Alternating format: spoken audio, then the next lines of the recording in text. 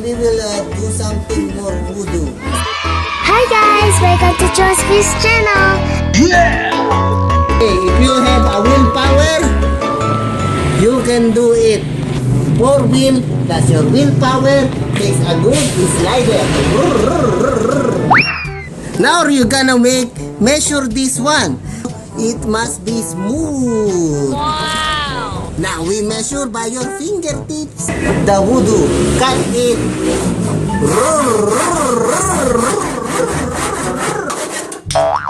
Wow! That's the guideline. Put this here.